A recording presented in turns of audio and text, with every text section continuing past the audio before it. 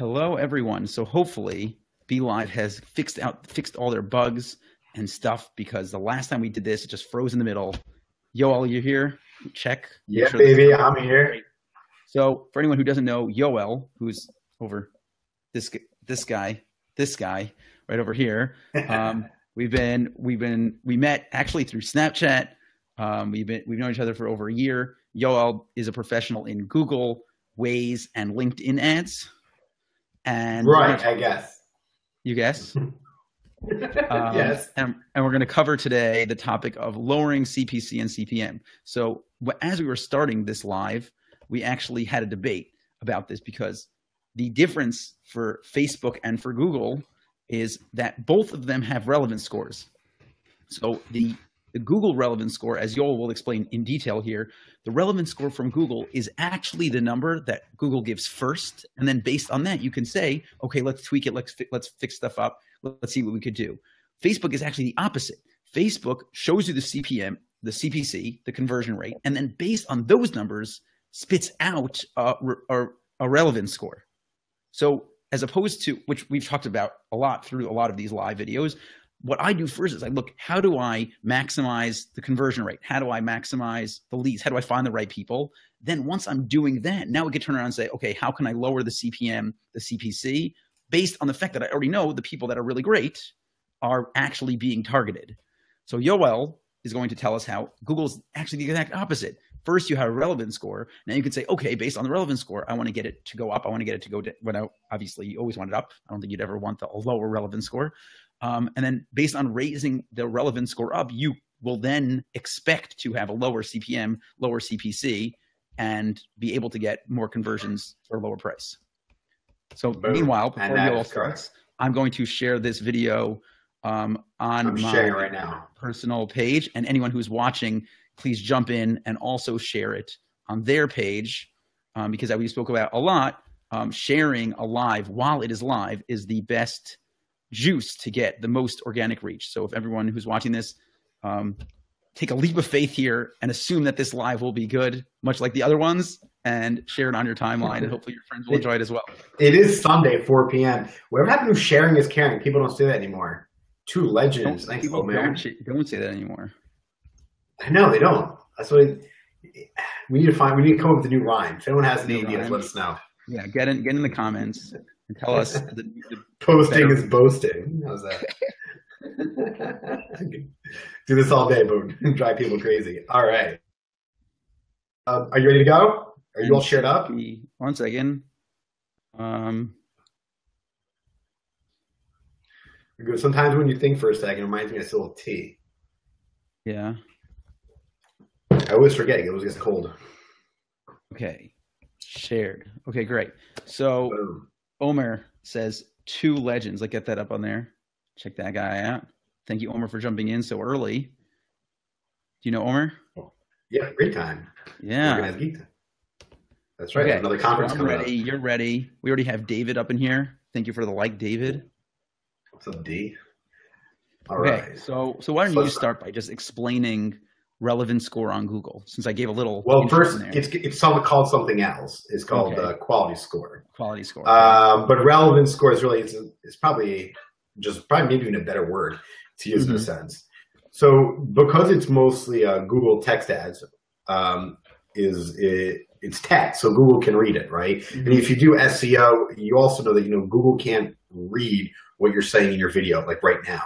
Well, it can't. It's not. It's working on learning how, let's say, to rank it. Even with it also can't. Closed captioning. Right, which YouTube is doing now, by the way, in ranking. But that's another subject. And the same thing you can't do with your banners. It's like your image ads you see, when you browse the internet. But when you do have text ads, there's, Google knows exactly what the keywords that are there because it's all text. So there are 4 correlations that are involved in increasing your quality score. And the quality score is a score 1 to 10. There's your keywords, so what you actual keywords you want to bid on. And then how much correlation what you're bidding on and what the search term is. So the search term is what people write in Google, right? Let's say you're looking for something, pizza place near me, right? Then there's how well those are correlated.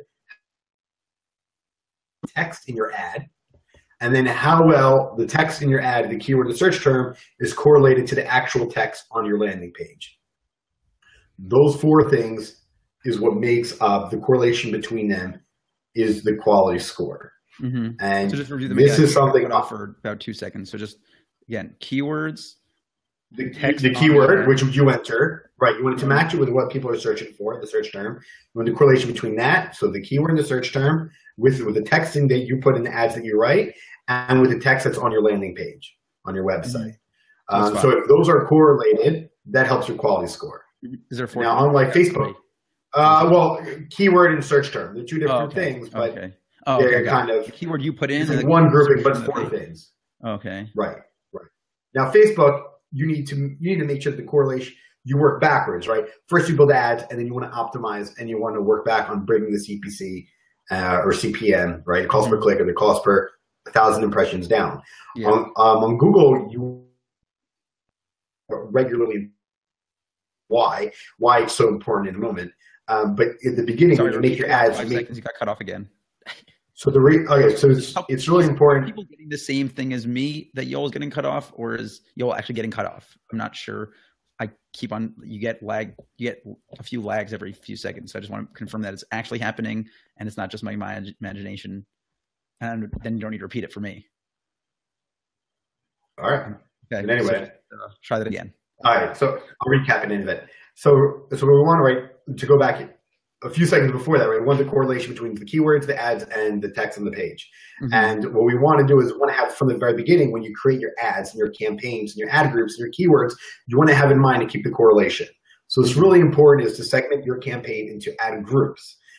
Ad groups, which many people do wrong, including many people call themselves professionals, they group their ad groups based on keywords, not ads. That's why Google calls them ad groups. They're grouping of ads. You put all the keywords that you want to see that ad in one group. So if you're thinking, so let's say if you have, let's say a digital marketing company and you're promoting, let's say Facebook ads, for example. So someone's looking for a Facebook ads expert. You want to bid on that keyword specifically and have the text Facebook ad expert in your ad. And then you're going to want Facebook ad expert on your landing page. If you also, let's say, someone does Instagram ads, for example, then what you should be doing is you should take out keywords for Instagram ads, make a new ad group, keywords for Instagram ads, make the ads that say Instagram ads, and you should have landing pages that goes into Instagram ads. And that keyword come up anytime. Is there a way to set up some sort of like automatic thing within Google AdWords that kind of like writes the headline of the ad based on the actual search term? So does that lower the dynamic ad? Yes, it's called dynamic keyword insertion. Yes. So what it does is there's something. So in the headline, you get to write 30 characters, 35 characters in each headline. There are 2 headlines and there's an 80-character description. So what you can do is whatever someone searches in Google, you can have that come up as the headline in the ad, which is astonishing. So if someone, so you automatically have that correlation. Not just do you have that, you end up getting higher click-through ratios because people see exactly what I wrote is the headline, is exactly what I'm looking for. And then so therefore you can also bid less per click because you're going to get more clicks to your website as a percentage of how many searches. And you end up being able to make, let's say, more sales or get more leads on less clicks with less bids. So it's really, there's a lot of profit involved. But I want to go back for a second. Thing about quality score that people don't understand is that it's fantastic Google does. Google does as a customer service. They do it for their own branding. They don't want, if your ads, let's say, is bait click, or if there isn't strong correlation, they don't want to show your ads. So they penalize you in a sense. So if you have a quality score under 5 and being penalized, you actually have to pay significantly more money for your ads to show up. On the other hand, if you have a high correlation, you can literally bid pennies and your ad will show up above people spending dollars per click. Right. Which is what's great, why you should always bid on your own company because it's much cheaper. So for example, you just think about it from like a customer perspective, right? You want something, you're searching something on Google, you want to find something that's relevant, you want to take a landing page that's relevant, you want to have a good experience on Google. That's what Google wants. So therefore, if you're going to give people a good experience by bidding what people are looking for, means you're actually interested in it, showing ads what they're looking for, and taking to the landing page what they're looking for, what they're going to do is Google's going to give you a huge boost and have you pay just pennies in order to get a click. Right. Would be dollars otherwise. They'll penalize you if they don't see strong want to serve the searcher, which is the bread and butter.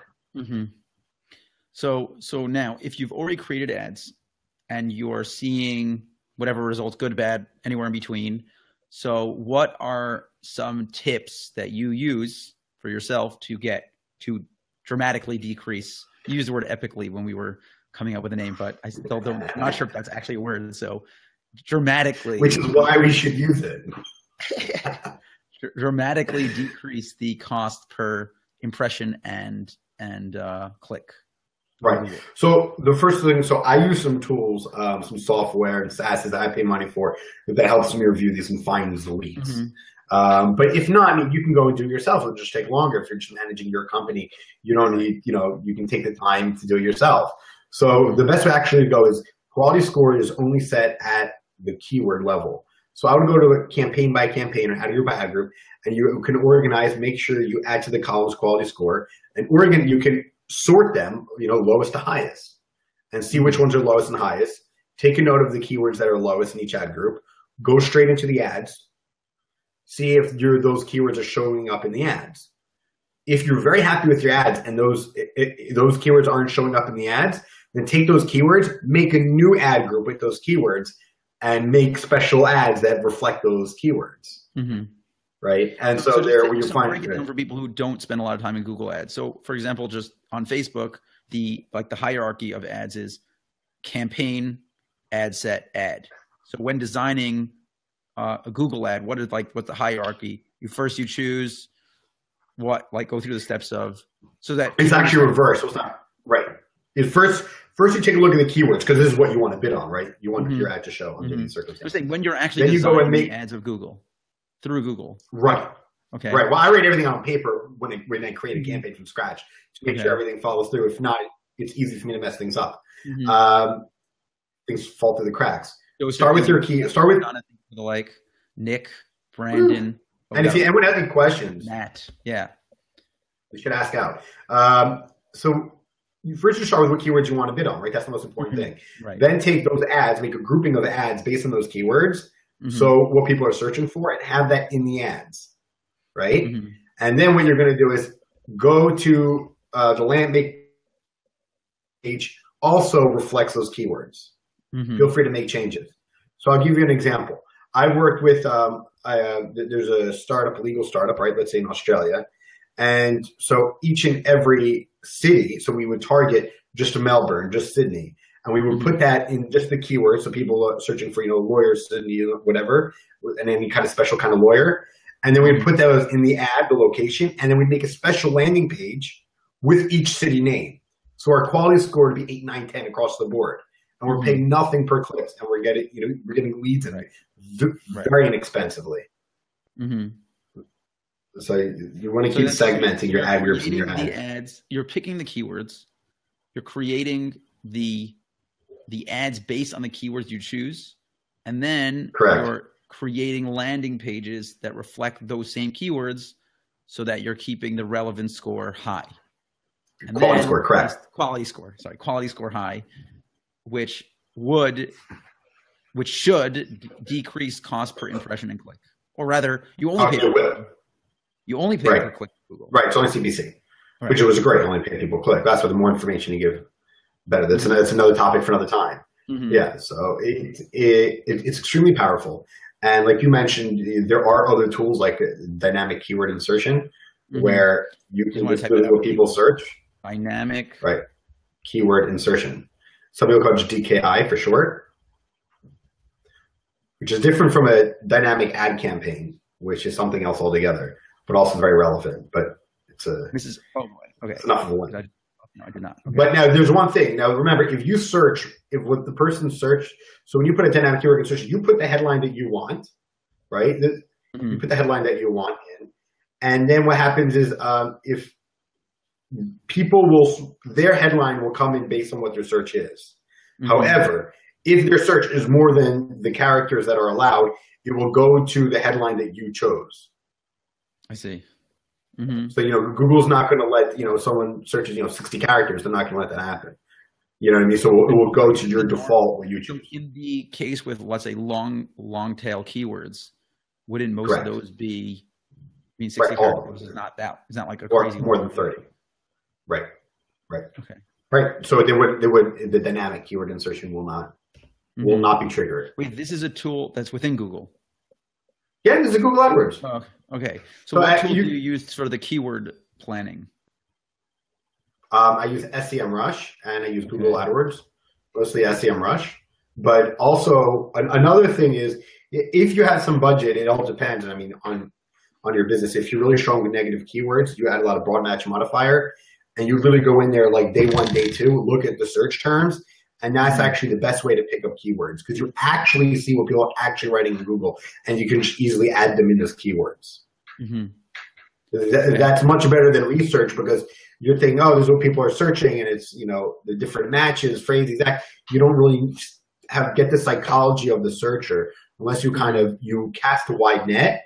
You see, you know what I mean? You see what fish come in, and then you put up walls to not let in the fish you don't want, right?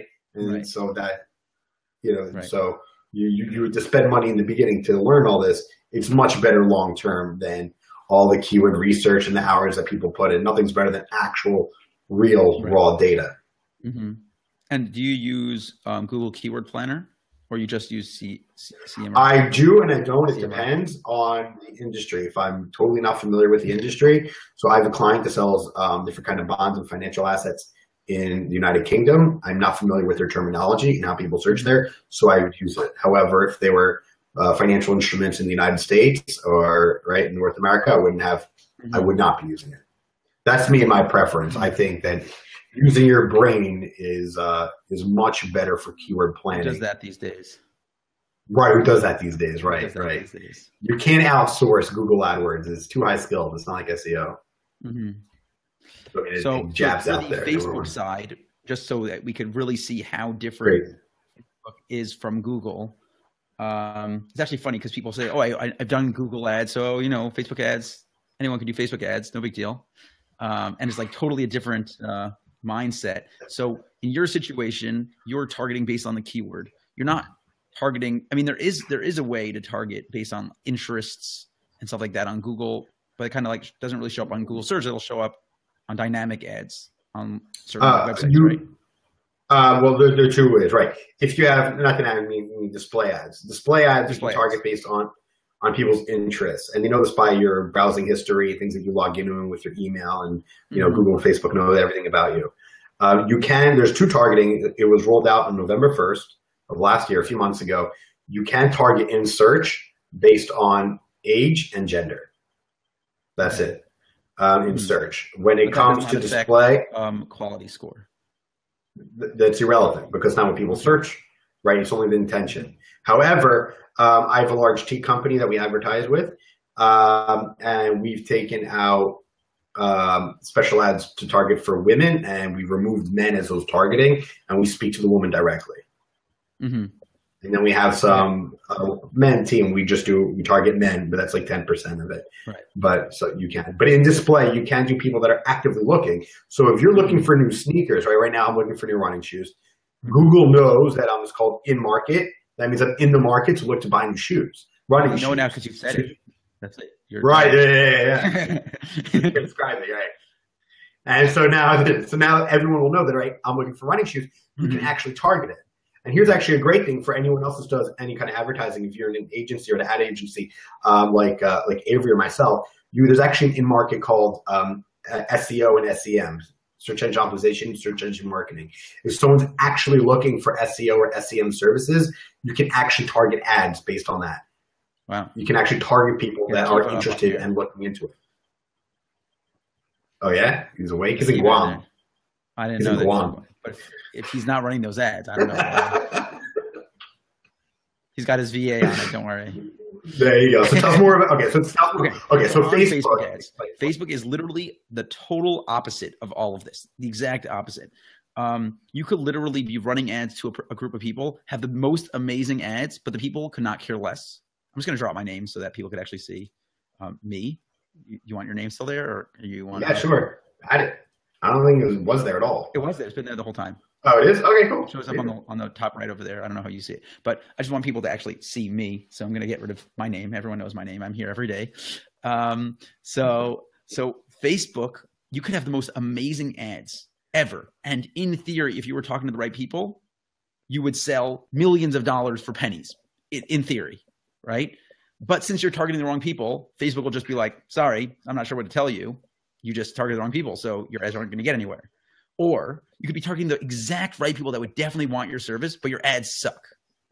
So you're targeting the best group ever, but since your ads are bad, there's nothing to do about it. Facebook can't show you them other ads.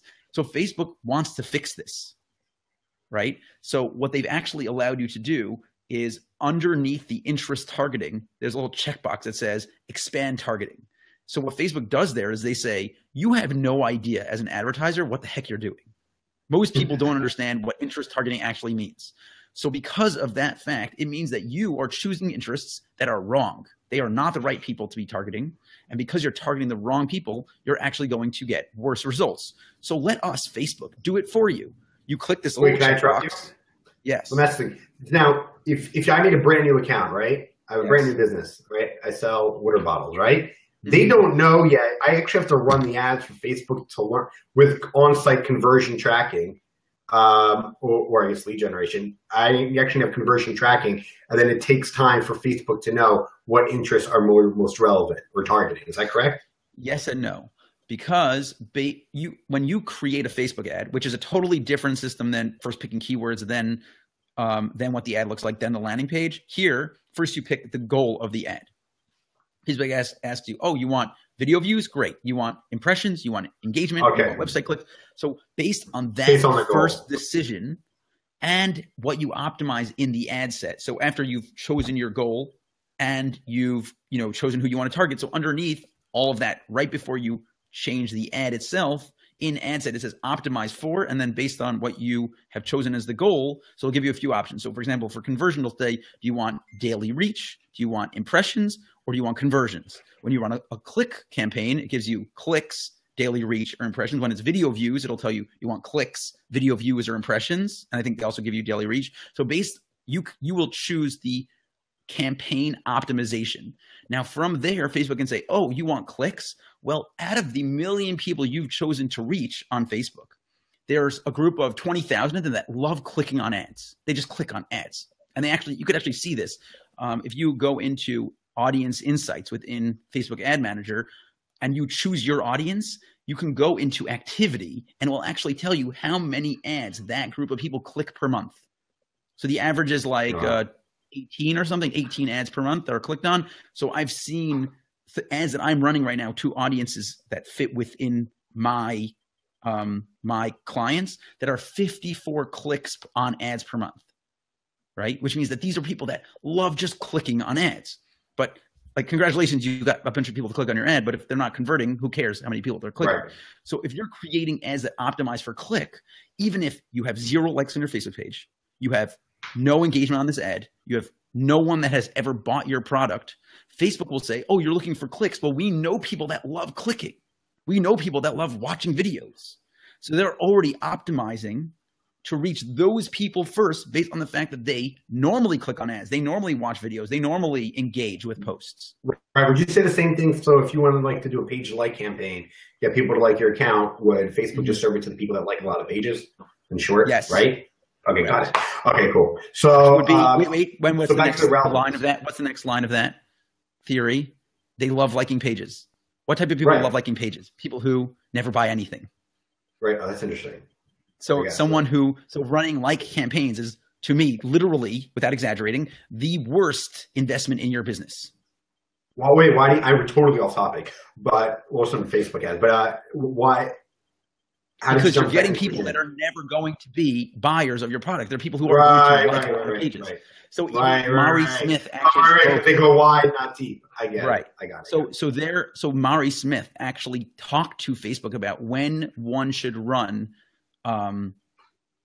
Facebook like campaigns, and Facebook said, when you just started yesterday, like when you just started a Facebook page today, run it for 1 day and then never run it again. Got it. Right. Just to get you a base of people. Right. So now that you've chosen your optimization, you literally don't have to have any likes, any shares, anything on your Facebook page. Facebook can already be optimizing your ads based on the people you're actually reaching. So wait, you never have to set it. Let me get this straight, right? So people can understand that are watching. Make sure they. right? I'm setting up Facebook ads for the first time for my business. Yes. Right? Nothing's live. I set it all up. I'm all done. All my campaigns are paused. I can already know and go and start to optimize based on the relevance, interest, and targets without it ever going live, because Facebook actually knows. No. You have to spend money. You have to spend, let's say, $20 in that ad set. Okay, got it. I understand. So run it for a day. Right, just like the search terms of Google. I say 2 days. You need 20. I say 48. Me and Rick Mulready, he says 3 days. I say 2 days. Someone else says 36 hours. Depends. We'll go with the lowest bidder. It's a race to the bottom. Yes, 36. You have to go at least 36 hours. Hit pause and it's able to hit pause. Right. You need at least 36 hours of runtime for optimization. So now, because Facebook is like this, right? So that means that Facebook, in theory, is finding people that are better than the people you are targeting for the thing you're asking for.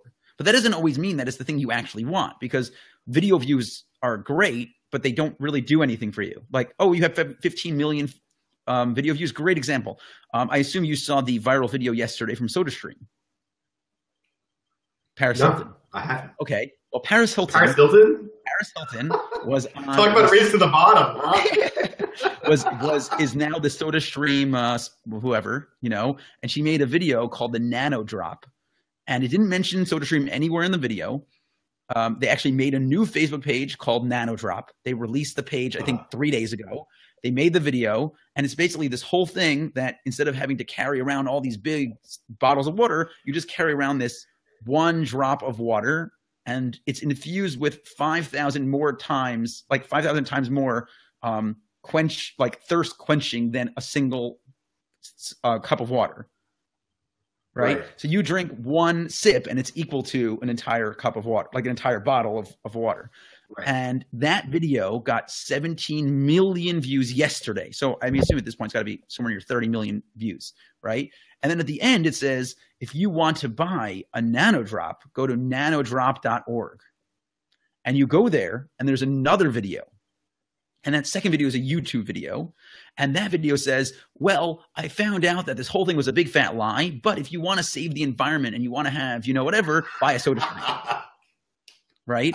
So I'm 100% confident SodaStream ran this ad as a video view ad, not a website click ad, a video view ad. So they got the cheapest cost per 3-second view, which doesn't really mean anything. It boosts that number of video views. It had Paris Hilton in the first few seconds. So maybe it got, 15, 20 seconds of view time in a 3-minute video, something like that. It boosts their numbers like crazy. And then it forces you to come to visit this website.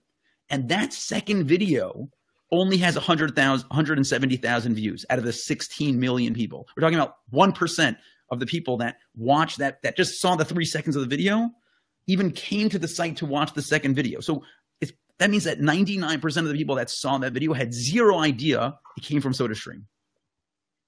Right. So it's like, congratulations, SodaStream. A bunch of people saw a video about a product that cannot actually be bought, and they had no idea it was from you.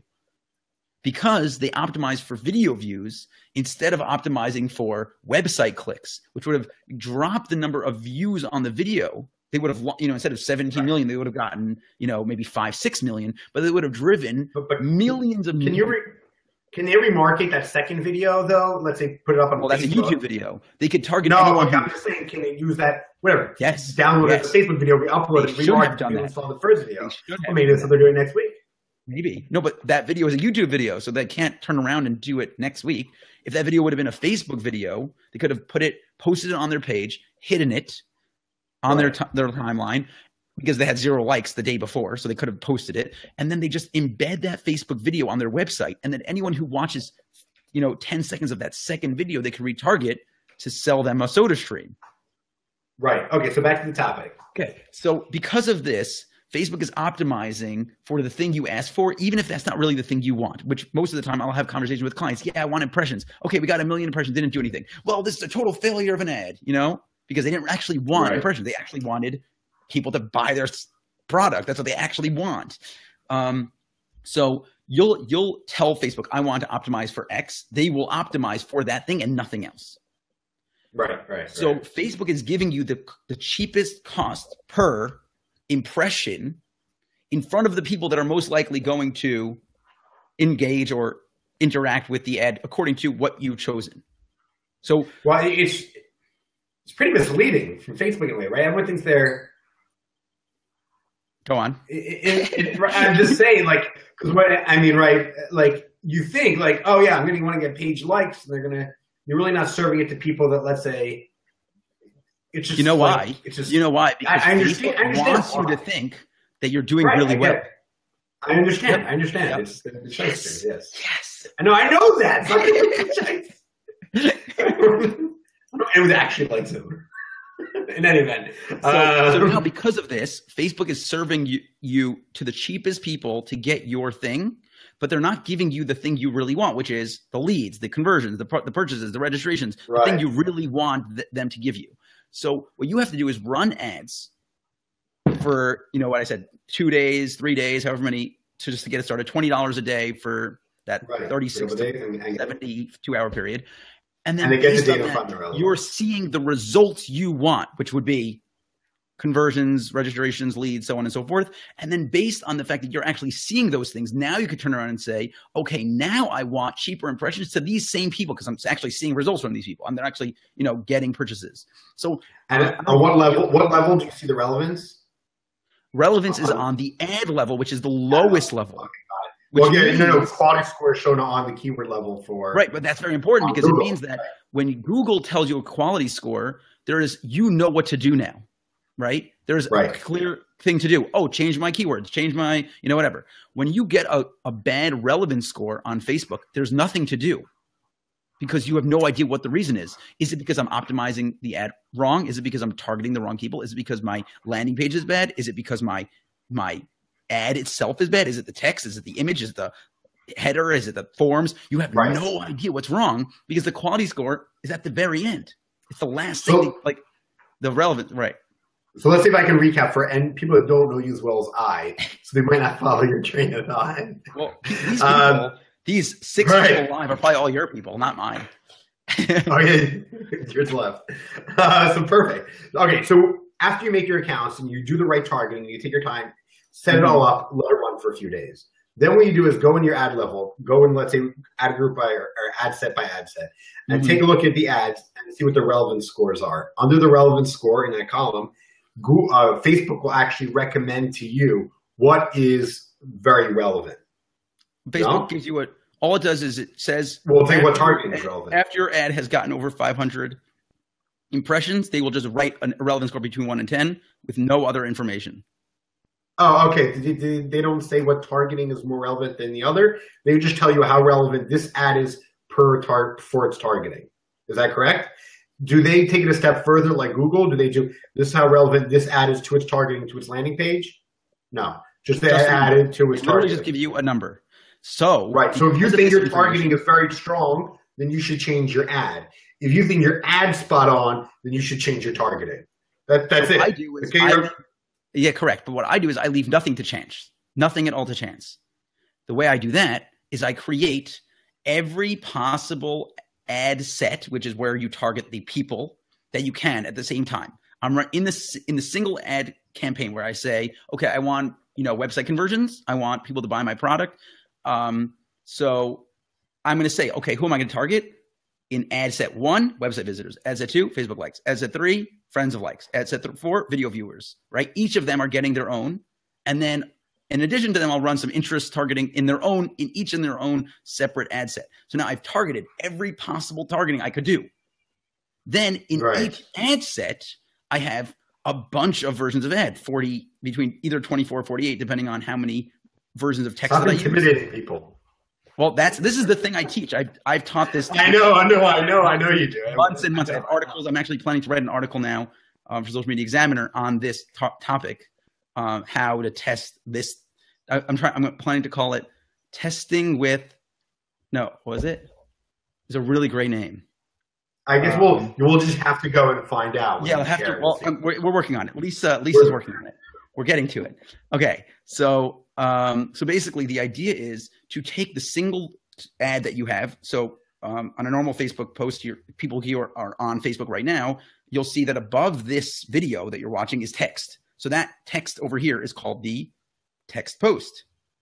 And on a normal link ad, there's 2 lines of text beneath the image or video, which is the headline, that big giant black text, and then the gray words underneath is the description. So what I do is, just like you want to have high keyword relevance, I also want to have those keywords, whatever that may be, whether that's the Facebook page or Facebook ads, if that's the thing that you're targeting people for, you want to have that keyword somewhere in the post. The keyword that you want has to be somewhere in the ad, right? But you don't know where the best place is. Should it be in the text post? Should it be in the headline or the description? So I just create 3 versions of ad. Version 1 has it in the text post. 2 Wait, there isn't a general rule? You always have to test this? Well, it's a general rule for every individual user. Oh, okay. Because John Smith reads every article about Donald Trump if it's in the headline. But Mary Smith watches every video about Donald Trump if it's in the text post. So Facebook will serve ad 1 to John Smith and ad 2 to Mary Smith. No relation, by the way. That's crazy. So because of that, I don't want to leave any chance like, oh, maybe I didn't think of a version of the ad that would be better. I simply just create every version of the ad. And I let them all run simultaneously, all of them in each little ad set. So essentially what I'm doing is I'm saying, forget relevance score. I'm literally running every option of the ad to every individual audience. And then if you turn around after 3 days, you can now say, oh, website videos, those were a waste of time, but video viewers, those are great. Oh, Facebook likes, horrible. Friends of likes, fantastic. And you could literally just drop all the ones that aren't working after 2 or 3 days. Obviously, depending on how long your conversion funnel is. Let's bring it back. Let's bring it back to CPM. Cost per. So now what you're doing is, because you're creating every version of the ad for every ad set, Facebook will say, we're going to run ads 7, 15, and 33. Those are the most relevant to your audience. And you didn't even know. You would never have even thought to make ad number 33. So because I just have this system that it just creates, I do it manually, but I just automatically am creating all these versions of the ad, Facebook will hand pick the best ones and then shoot those ones out to the best audiences for the lowest price. So I've literally, without exaggerating, I'm running ads right now for a client. Not getting into the details of what they do, but they created an ad. All I did was take the existing text from the ad and create the 6 versions by switching all the text around. Swapping. Texted 4 images, 4 or 5 images, and I literally cut the price of conversion, click, and impression in half, simply by making more versions of the exact same ad they had. Right. So this is without doing any testing. Is that the best way what do you think is a better way to kind of go a little off topic, but we're obviously trying to bring down prices here. Is it, if you had to choose one, is it better to A/B test either text in the top or the bottom, or A/B test pictures? Why do you have to choose? It's the same price. Meaning you just no, I understand you duplicate twice. I'm just saying, where do you see a greater variance? Both. It depends. It totally is dependent. Like I'll tell you, because I'll run the same ad. I'll run the same ad in the same, and this is why I totally hate relevance score, because I'll run the same ad. Remember, we're running 30 of the exact same ad. The only difference is where the text is located, and I'll see a relevance score of 4 and a relevance score of 8, literally exactly the same. And then I'll run the same ad with the only difference being the picture, but the text is in the same place. Relevance score of 4, relevance score of 9. 5. That's so weird, though. So it seems like means nothing. So the relevance score is the correlation between how much you paid. Wow. So the relevance score will basically help you figure out how you should be optimizing and pay much less per person seeing your ad and clicking on it, and you making the sale conversion, making money. But however, it doesn't have a strong correlation between the actual relevance of what your ad is and the person you're targeting. Correct. Got it. So the relevance score is more of an awesome way to optimize your ads and make money based on optimization. But on Google, the quality score actually is a lot more is extremely highly correlated. Useful. Because we're useful. It makes sense, right? I mean, right. But also keep in mind, we're Google targeting intent, what people are searching for. Right. I'm not targeting people's interests and demographics and where in the ad they read and what other. I think John Loomer had it best. He said you could actually go on Facebook to your ad preferences and you could see what interests that you are being targeted. And he said one of the things that he was targeted with was the word grass. So if you wanted to reach John Loomer, the biggest, one of the most well-known Facebook advertisers in the world, you would advertise to him with the interest of the word grass. Grass, you might reach him. Is it because he smokes it or because he mows it? Oh, no, it's because he's a baseball coach and he probably spends a lot of time. You see how relevant it is? Right. My brother's a chef. So when I look at my ad preferences, I'm interested in chefs. I have no interest in chefs or the cooking channels or any of that. Because I like his page and I share, Right. And I think it's how right. Well, so anyone who's here live right now, I see there are 8 people live. I would love anyone that had any questions before we end this. It was a really great chat. Yoel got to do the topic of how to lower the CPM on Google. I got through the CPC and because you missed it out from the beginning. You can go back and if anyone has any questions about how to lower CPC and your quality score for correlation between keywords, ads, and landing pages, you can also reach out to me here on Facebook. Wadi Digital. I didn't tag Wadi Digital. So tag it. It's never too late. And anyone has any AdWords questions in general, let me know. And we should do this again. We should do unlimited topics, which is what's really cool about our. Trust me, I'm well aware of the unlimited topics. We're at number. Yes, I think all of your followers 200 something. There you go. Here is anyone who wants to follow Yoel's Facebook page, and he's going to start doing more Facebook Lives now that he's on here, right? I'm going to start actually posting maybe on my Facebook. Because you're a social media person. I have a finance background. I'm a big data guy, and that's why I do a lot of A/B testing. I love the numbers, and so I'm always data, and I don't log into social media or even my email or even the news for the first few hours I'm awake, because then I don't have any distractions. I can get right to the raw data and improving accounts. So I don't see any questions coming in. Is there anything that you'd like to end this chat off with? Just remember, Google reads your text. Any text you have in your ads and your keywords, and your other text. Read everything too, so it's Facebook. And just make sure to keep the correlate. Just in general, think about how good are you serving Google and their product, right? They want people to enjoy using Google.com. So they want what people are searching for. They get ads that are related to them. They get to a landing page that they like. So therefore, people are more likely to click ads in the future. So basically, if you can tailor it to that, to give them a positive experience to the searcher, ads in the search for, and to give them a special landing page for that, that is the best way to radically, literally fractions, bring down your cost per click and get further up on Google listing. Okay. Thank you so much for being here, Yoel. I hope that everyone enjoyed. I saw a lot of people coming in and out through this video, so hopefully people got some nice tidbits throughout this live. There were lots of stuff in here. I think we're going to end this now.